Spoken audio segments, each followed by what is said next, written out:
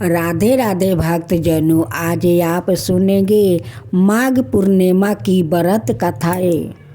इस 5 कथा को सुनने से सत्यनारायण भगवान आपका घर खुशी से भर देंगे। आपका घर में धन दौलत की कभी सत्यनारायण भगवान कमी होने नहीं देंगे। एक समय की बात है, नैसीरन तीर्थ में सैनिकादि 88,000 ऋषियों ने श्री सूत जी से पूछा, हे प्रभु, इस कलयुग में वेद विद्या रहित मनुष्यों को प्रभु भक्ति किस प्रकार मिल सकती है और उनका उद्धार कैसे होगा।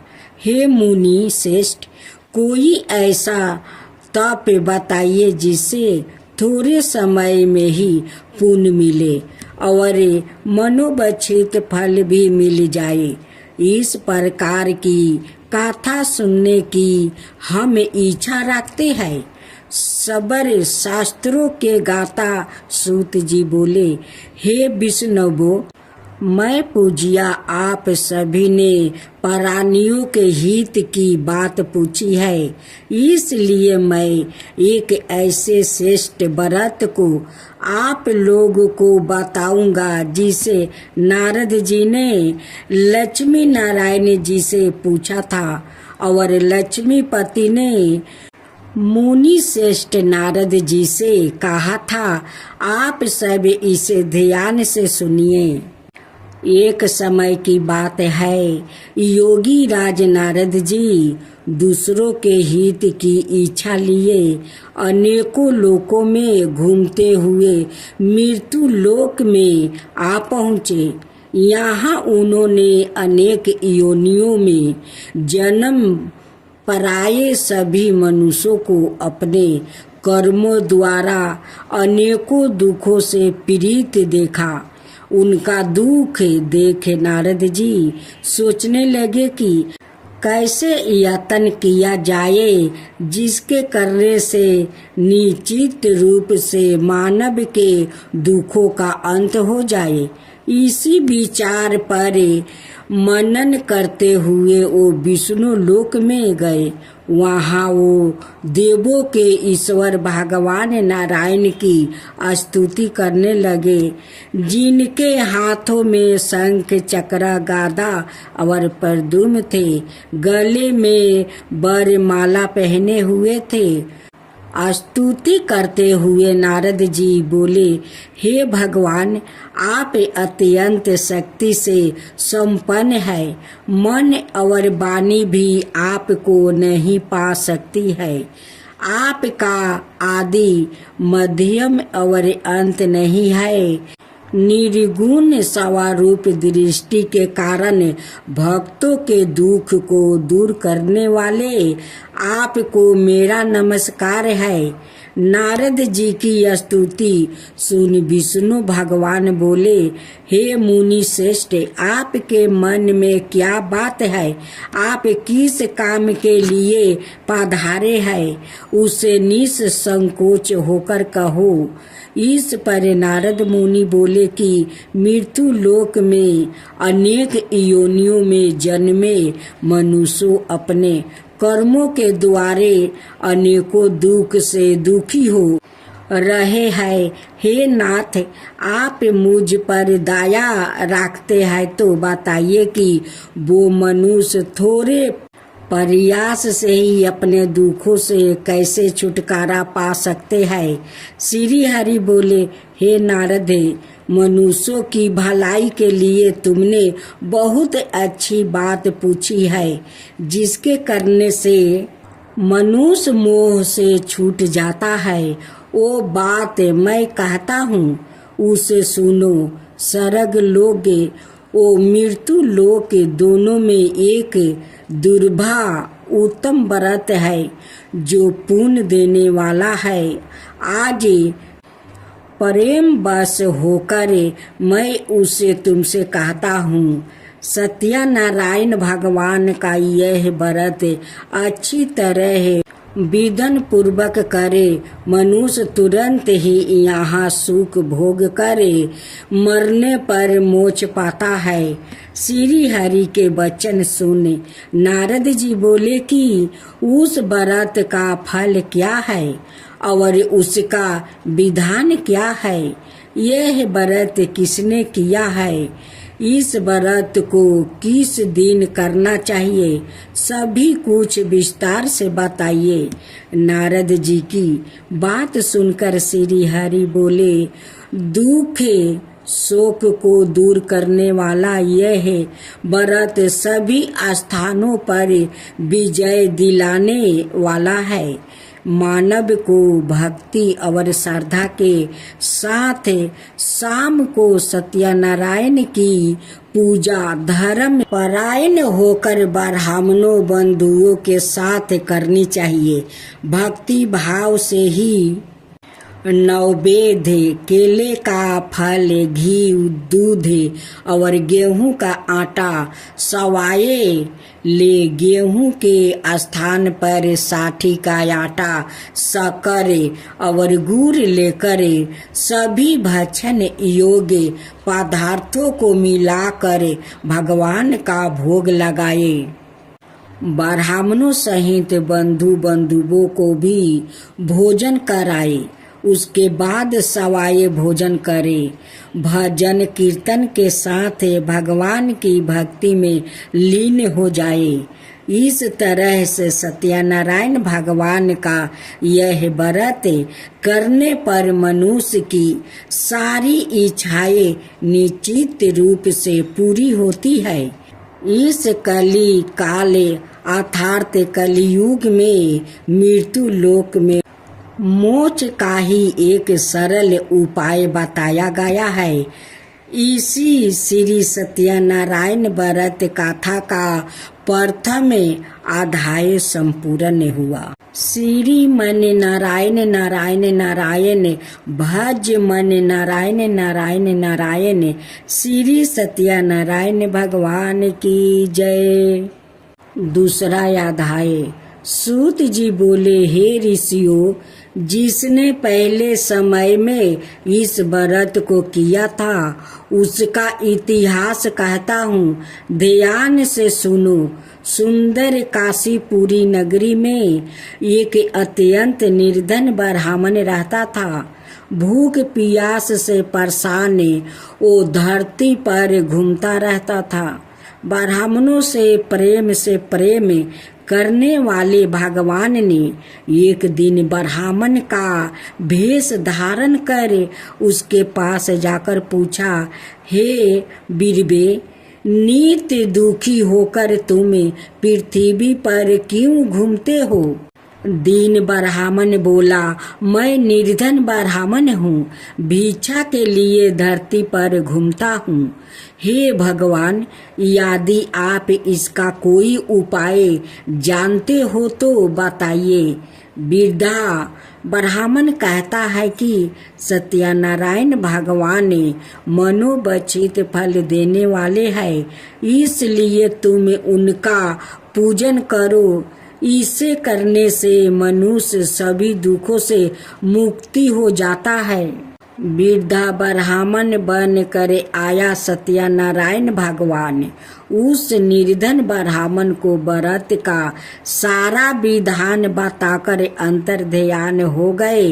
ब्राह्मण मन ही मन सोचने लगा कि जिस व्रत को वृद्धा ब्राह्मण कहने को कह गया है, मैं उसे जरूर करूँगा। यह निश्चय करने के बाद उसे रात में नींद नहीं आई। वो सवेरे उठकर सत्यनारायण भगवान का व्रत का निश्चय कर भिक्षा के लिए चल गया। उस दिन निर्धन ब्राह्मण को भिक्षा में बहुत धन मिला, जिससे उसे बंधुओं के साथ मिलकर श्री सत्यनारायण भगवान का व्रत संपन्न किया। भगवान सत्यनारायण का व्रत संपन्न करने के बाद वो निर्धन ब्राह्मण सभी दुखों से छूट गया। और अनेक प्रकार की संपत्तियों से युक्त हो गया। उसी समय से यह ब्राह्मण हर माहे इस व्रत को करने लगा। इस तरह से सत्यनारायण भगवान का व्रत को जो मनुष्य करेगा वो सभी प्रकार के पापों से छुटकारा पाएगा, मोक्ष को प्राप्ति होगा। जो मनुष्य इस व्रत को करेगा वो भी सभी दुखों से मुक्ति हो जाएगा। सूत जी बोले कि इस तरह से नारद जी से नारायण जी का कहा हुआ। श्री सत्यनारायण व्रत को मैंने तुमसे कहा, हे बीरबो, मैं अब और क्या कहूँ। ऋषि बोले, हे मुनिवर, संसार में उस बीरबा से सुन करे और किस किसने इस व्रत को किया है, हम सब इस बात को सुनना चाहते हैं। इसके लिए हमारे मन में श्रद्धा का भाव है। सूत जी बोले, हे मुनियों, जिस जिसने इस व्रत को किया है वो सब सुनो। एक समय यही बीरबा धन ऐश्वर्य के अनुसार अपने बंधु बंधुओं के साथ इस व्रत को करने को तैयार हुआ। उसी समय एक लकड़ी बेचने वाला बूढ़ा आदमी आया और लकड़ियाँ बाहर रख कर अंदर ब्राह्मण के घर में गया। प्यास से दुखी वो लकड़हारा उनको व्रत करते देखा। बीरबा को नमस्कार कर पूछने लगा कि आप यह क्या कर रहे हैं और इसे करने से क्या फल मिलेगा, कृपया मुझे भी बताइए। ब्राह्मण ने कहा कि सब मनोकामनाओं को पूरा करने वाला यह सत्यनारायण भगवान का व्रत है। इनकी कृपा से ही मेरे घर में धन धनाए आदि की वृद्धि हुई है। बीरबा से सत्यनारायण व्रत के बारे में जानकर लकड़हारा बहुत प्रसन्न हुआ। चनर मिरित लेकर वो प्रसाद खाने के बाद वो अपने घर गया।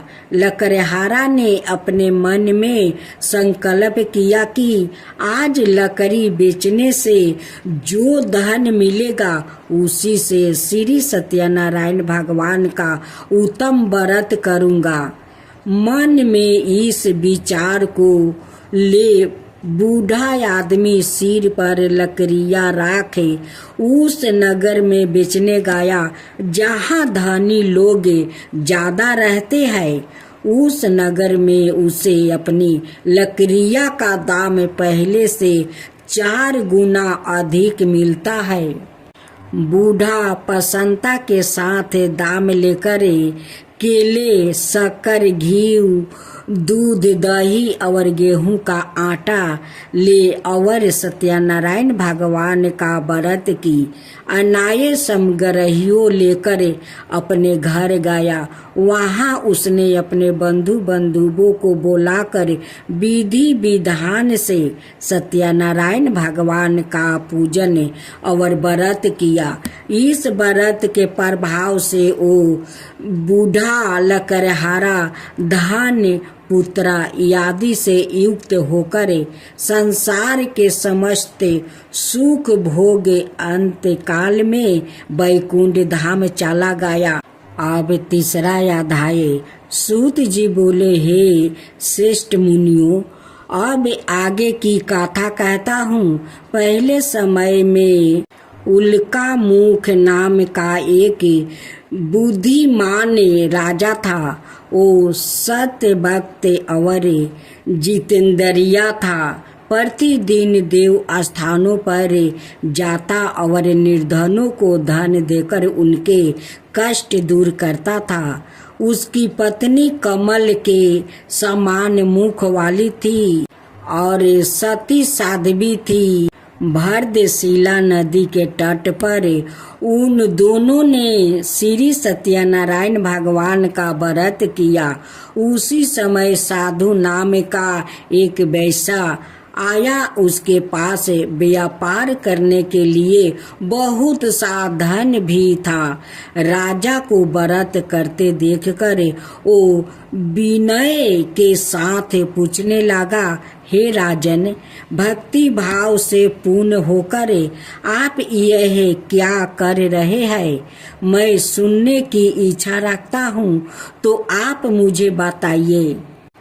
राजा बोला, हे साधु, आपने बंधुओं के साथ पुत्रादि की प्राप्ति के लिए एक महाशक्तिमान श्री नारायण भगवान का व्रत पूजन कर रहा हूँ।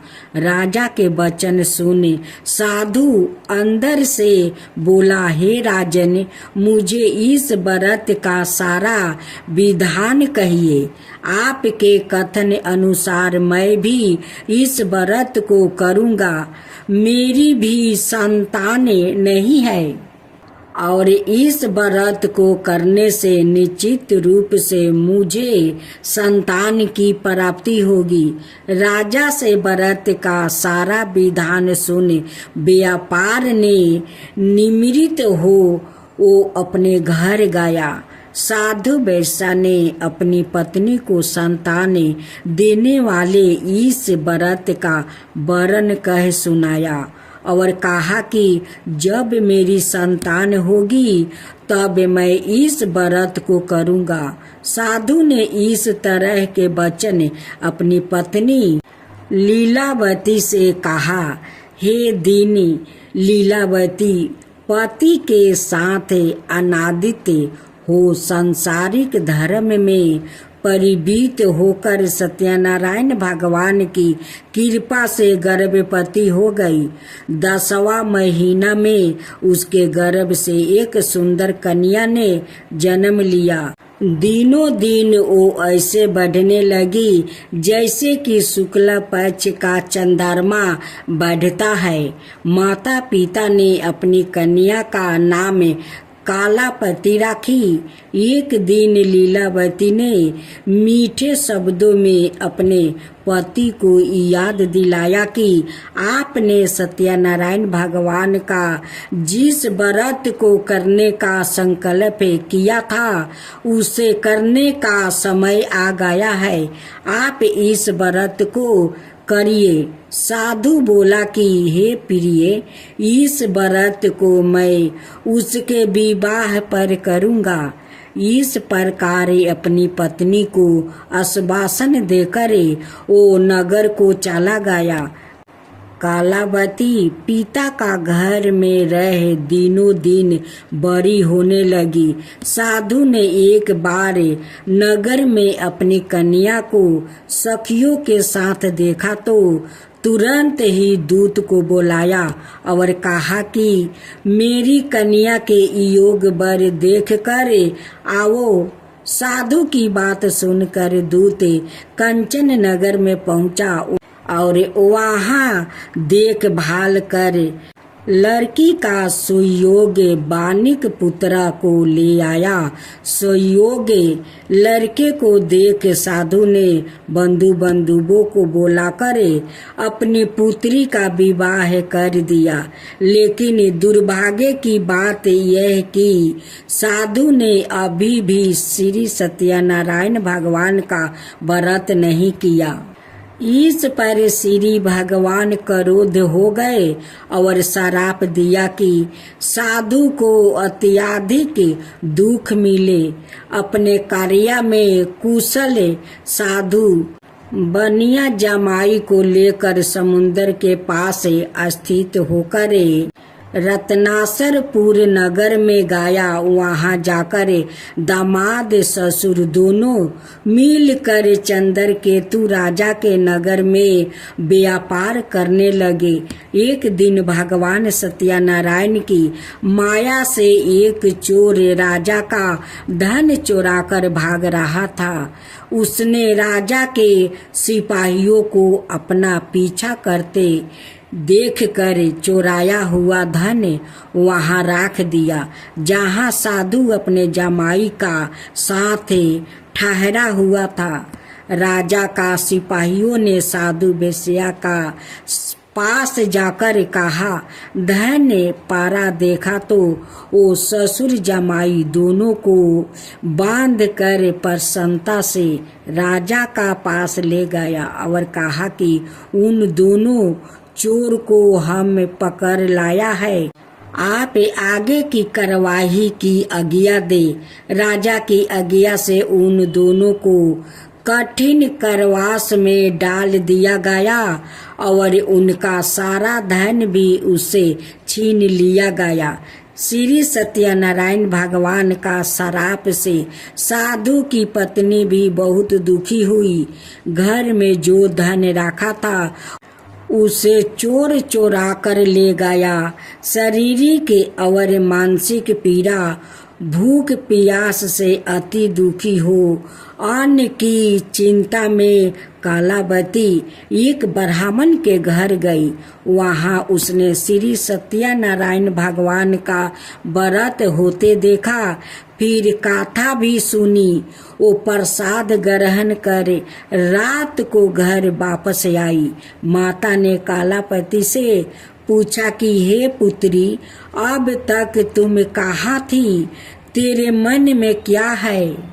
कालावती ने अपनी माता से कहा, हे माता, मैंने एक ब्राह्मण का घर में श्री सत्यनारायण भगवान का व्रत देखा है। कन्या के वचन सुन लीलावती भगवान की पूजन की तैयारी करने लगी।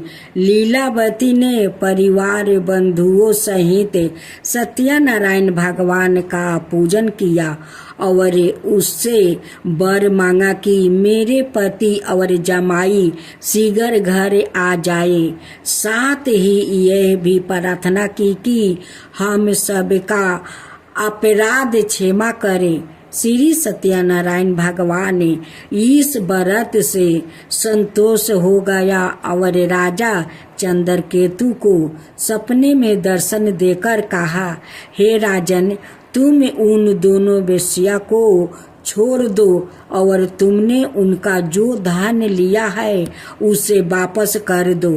अगर तुमने ऐसा नहीं किया तो मैं तुम्हारा धन, राज, संतान सभी को नष्ट कर दूंगा। राजा को यह सब कहकर भगवान अंतर्ध्यान हो गए। प्रात काल सभा में राजा ने अपना सपना सुनाया। फिर बोले कि बानिक पुत्रा को कैद से मुक्त करे सभा में लाओ। दोनों ने आते ही राजा को प्रणाम किया। राजा मीठी वाणी में बोला, हे महानुभावों, भागे बस ऐसा कठिन दुख तुम्हें प्राप्ति हुआ है, लेकिन अब तुम्हें कोई भय नहीं है। ऐसा कहे राजा ने उन्हें दोनों को नए वस्तु भूषण भी पहनाया और जितना धन उनका लिया था उससे दोगुना धन वापस कर दिया। दोनों वेश्या घर को चल दिया। श्री मन नारायण नारायण नारायण, भज मन नारायण नारायण नारायण। श्री सत्यनारायण भगवान की जय। चौथा अध्याय। सूत जी बोले, वेश्या ने मंगल चार कर अपनी यात्रा आरंभ की और अपने नगर की ओर चल दिया। उनके थोड़ी दूर जाने पर एक दंडी वेशधारी श्री सत्यनारायण ने उसे पूछा, हे साधु, तेरी नाव में क्या है? मानिक हंसता हुआ बोला, हे दंडी, आप क्यों पूछते हो? क्या धन लेने की इच्छा है? मेरी नाव में तो बेल पत्ते भरे हुए हैं। वैसा के कठोर वचन सुन भगवान बोले, तुम्हारा वचन सत्य हो। दंडी ऐसे वचन कहे वहां से दूर चला गया। कुछ दूर जाकर समुंदर के किनारे बैठ गया। डंडी के जाने के बाद साधु वैश्य ने नित्य क्रिया के पश्चात नाव को ऊंची उठाते देख कर अचंभा माना और नाव में बेल पत्ते आदि देख वो मूर्छित हो जमीन पर गिर पड़ा। मूर्छित खुलने पर वो अत्यंत शोक में डूब गया। तब उसका दामाद बोला कि आप शोक ना मनाए, यह डंडी का श्राप है, इसलिए हमें इनकी शरण में जाना चाहिए, तभी हमारी मनोकामना पूरी होगी। दामाद की बात सुनकर वो डंडी के पास पहुंचा और अत्यंत भक्ति भाव से नमस्कार करके बोला, मैंने आपसे जो असत्य वचन कहे थे उनके लिए मुझे क्षमा दे। ऐसा कहकर महान शोकतूर हो रोने लगा। तब डंडी भगवान बोले, हे मानिक पुत्रा, मेरी आज्ञा से बार बार तुम्हें दुख प्राप्ति हुआ है। तुम मेरी पूजा से विमुख हुआ। साधु बोला, हे भगवान, आपकी माया से ब्रह्मा आदि देवता भी आपके रूप को नहीं जानते, तब मैं अज्ञानी कैसे जान सकता हूँ। आप प्रसन्न होइए, अब मैं समर्थ के अनुसार आपकी पूजा करूँगा। मेरी रक्षा करो और पहले के समान नौका में धन भर दो। साधु वेश्या का भक्ति पूर्वक वचन सुनकर भगवान प्रसन्न हो गए और उसकी इच्छा अनुसार वरदान देकर अंतर्ध्यान हो गए। ससुर जमाई जब नाव पर आया तो नाव धन से भरी हुई थी। फिर वही अपने अनाए साथियों के साथ सत्यनारायण भगवान का पूजन कर अपने नगर को चल दिया। जब नगर के नजदीक पहुँचे तो दूत को घर पर खबर करने के लिए भेज दिया। दूत साधु की पत्नी को प्रणाम कर कहता है कि मालिक अपने दामाद सहित नगर के निकट आ गया है। दूत की बात सुन साधु की पत्नी लीलावती ने बड़े हर्ष के साथ सत्यनारायण भगवान का पूजन कर अपनी पुत्री कालावती से कहा कि मैं अपने पति के दर्शन को जाती हूँ, तू कार्य पूर्ण कर शीघ्र आ जा। माता के ऐसे वचन सुन कालावती जल्दी में प्रसाद छोड़ अपने पति के पास चली गई। प्रसाद की आवागा के कारण श्री सत्यनारायण भगवान रूठ हो गए और नाव सहित उसके पति को पानी में डुबो दिया। कालावती अपने पति को वहां ना पाकर रोती हुई जमीन पर गिर गई। नौका को डूबा हुआ देख वो कन्या को रोता देख साधु दुखी होकर बोला कि हे प्रभु, मुझसे और मेरे परिवार से जो भूल हुई है उसे क्षमा करे। साधु के दीन वचन सुनकर श्री सत्यनारायण भगवान प्रसन्न हो गए और आकाशवाणी हुई, हे साधु, तेरी कन्या मेरे प्रसाद को छोड़कर आई है, इसलिए उसका पति अदृश्य हो गया है। यदि वो घर जाकर प्रसाद खाकर लौटती है तो उसे इसका पति अवश्य मिलेगा। ऐसी आकाशवाणी सुनी कालावती घर पहुंचकर प्रसाद ग्रहण करती है और फिर आकर अपने पति के दर्शन करती है। उसके बाद साधु अपने बंधुओं सहित श्री सत्यनारायण भगवान का विधि विधान से पूजन करता है और इस लोक में सुख भोग और अंत में स्वर्ग को जाता है। श्रीमद् मन नारायण नारायण नारायण, भज मन नारायण नारायण नारायण। श्री सत्यनारायण भगवान की जय। सूत जी बोले, हे ऋषियों, मैं और भी एक कथा सुनाता हूँ, उसे भी ध्यान पूर्वक सुनो। प्रजा पालन में लीन तुलंगध्वज नाम का एक राजा था। उसने भी भगवान का प्रसाद त्याग कर बहुत ही दुख सहन किया। एक बार वन में जाकर वन पशुओं को मार कर वो बर के पेड़ के नीचे आया। वहां उसने ग्वालों को भक्ति भाव से अपने बंधुओं सहित सत्यनारायण भगवान का पूजन करते देखा। अभिमान बस राजा ने उन्हें देख कर भी पूजा स्थान में नहीं गया और ना ही उसने भगवान को नमस्कार किया। ग्वालों ने राजा को प्रसाद दिया, लेकिन उसने वो प्रसाद नहीं खाया और प्रसाद को वही छोड़कर वो अपने नगर को चला गया। जब वो नगर में पहुंचा तो वहाँ सब कुछ तहस नहस हुआ पाया, तो वो शीघ्र ही समझ गया कि यह सब भगवान ने ही किया है। वो दोबारा ग्वाले के पास पहुंचा और विधि पूर्वक पूजा करके प्रसाद खाया, तो सत्यनारायण भगवान की कृपा से सब कुछ पहले जैसा हो गया। शीघ्र काल तक सुख भोगने के बाद मरणोपरांत उसे स्वर्ग लोक की प्राप्ति हुई।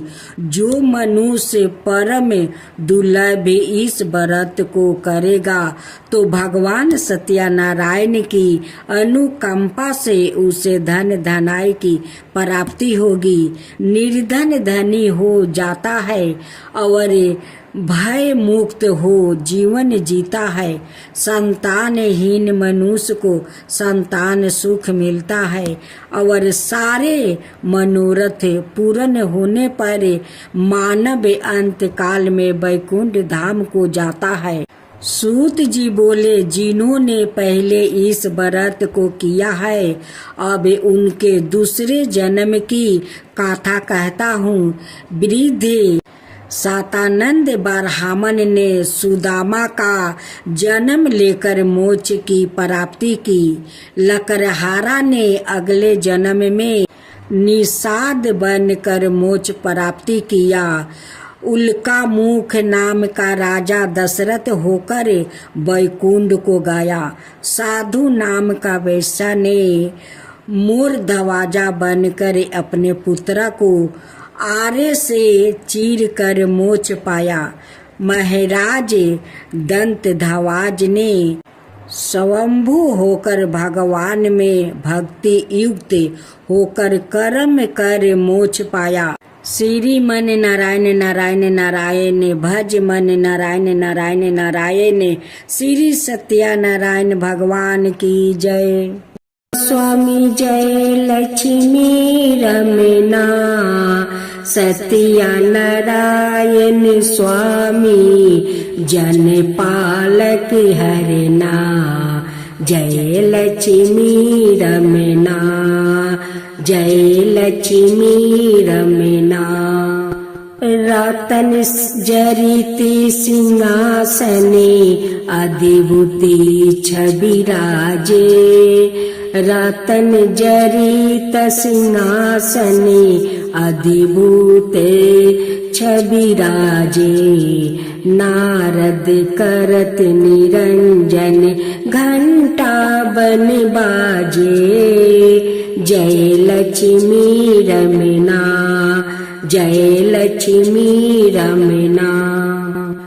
परकट भयो कली कारणे, दीजो को दर्शन दियो। बूढ़ा ब्राह्मण बन कर कंचन महल कियो। जय लक्ष्मी रमना, जय लक्ष्मी रमना। दूबल भील कठारो जिन पर कृपा करी, चंदर जुर एक राजा तिनकी विपत्ति हरी। जय लक्ष्मी रमना, जय लक्ष्मी रमना, चंदर जुर एक राजा तिनकी विपत्ति हरी। जय लक्ष्मी रमना। बेसिया मनोरथ पायो सरदा तज दिनहि, सो फल भोग प्रभु जी फिर स्तुति की नहीं। जय लक्ष्मी रमना, जय लक्ष्मी रमना, भाव भक्ति के कारण छिन छिन रूप धरो, भाव भक्ति के कारण छिन छिन रूप धरो, श्रद्धा धारण की नहीं तिनको काज सरो।